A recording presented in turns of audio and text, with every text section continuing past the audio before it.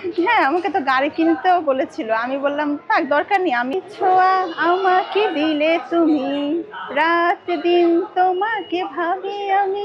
আনন্দ অশ্রু তুমি মোর জীবনের ভাবনা, হৃদয় সুখের দোলা।" গলা একদমই ভাঙা।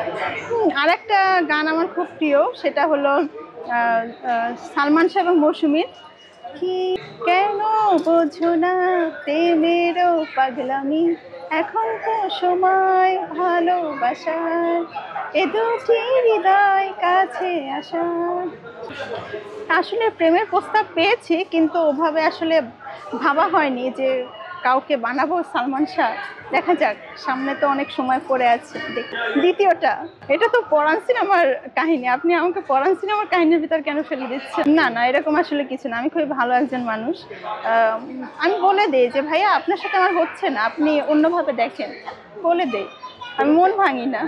না, এখন পর্যন্ত কাউকে দেইনি। না, এখন পর্যন্ত তো কারোর সাথে আমি এখনো আমি সিঙ্গেল আছি এবং কারোর সাথে এরকম কিছু হয়নি। আমি সিরিয়াস কখনো যাইনি কারোর সাথে।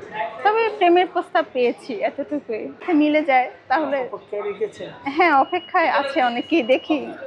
আমার সাথে তো অভিনয় জগতে কারো তেমন একটা কমিউনিকেশন নেই। দেখা যাক কি হয়। হ্যাঁ, আমি শুনেছি, কিন্তু আমি তো আসলে সত্যিকার অর্থে ভালোবেসে কাজটা করি প্যাশনের জায়গা থেকে।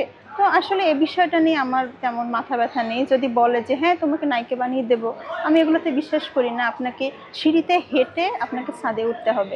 কেউ বললো আপনি হুট করে চলে গেলেন, এটা একদম অবিশ্বাস্য বিষয়। হ্যাঁ, আমাকে তো গাড়ি কিনতেও বলেছিল। আমি বললাম, "থাক দরকার নেই। আমি আসলে মধ্যবিত্ত পরিবারের মেয়ে তো, মেট্রো রেল, বাস এগুলোতে চলতে অভ্যস্ত। দরকার নেই।" গাড়ির নাম তো বলেনি। বলল যে, "তুমি নায়িকা মানুষ, বাসে চলো, মানায়?" আমি বললাম, "হ্যাঁ, কেন মানাবে না? যখন শাকিব খানের মতো ৪০০ কোটি টাকার ব্যাংক ব্যালেন্স হবে তখন নিজে কিনে নেব। এখন থাকুক। এখন গাড়িতে চলি।" আসলে মজার বিষয়টা মজাভাবে উড়িয়ে দিই।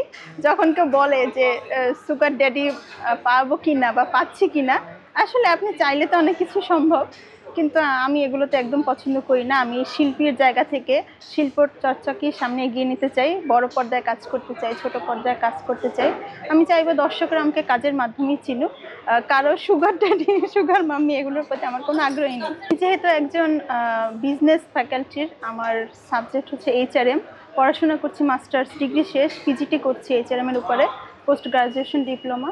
তো আমি আসলে চাকরি করতে চাই মিথিলা আপুর মতো, অপি করিম আপুর মতো, এবং অভিনয়টাকে প্যাশন হিসেবে রাখতে চাই। বছরে একটা দুইটা ভালো কাজ করে এগিয়ে যেতে চাই। এবং আপনি যেটা বললেন ব্যবসা, আমি কোনো ব্যবসা করতে চাই না। না, আমি তাদের কাউকে ফলো করি না, তারা আমার আইডল কেউ না। আমি আমার আইডলের মতো হতে চাই, এটা চাই না। আমি চাই টাবু, কাজল তাদের মতো, জয়া আহসান বা আমাদের বাঁধনাপুর মতো একটা সার্টেন এজ পরেও একটা ভালো কাজ করতে। একটা, এই যে প্রতিটা বয়সের আসলে সৌন্দর্য আছে, প্রত্যেকটা বয়সে আপনি কাজ করলে একটা সৌন্দর্য বাড়ে। যেমন উৎসব চলচ্চিত্রে আমরা দেখেছি অপি করিম আপু কাজ করেছেন, আফসানা মিমি আপু কাজ করেছেন। আমি চাই তাদের মতো সুন্দর সুন্দর কাজ করে এগিয়ে যেতে।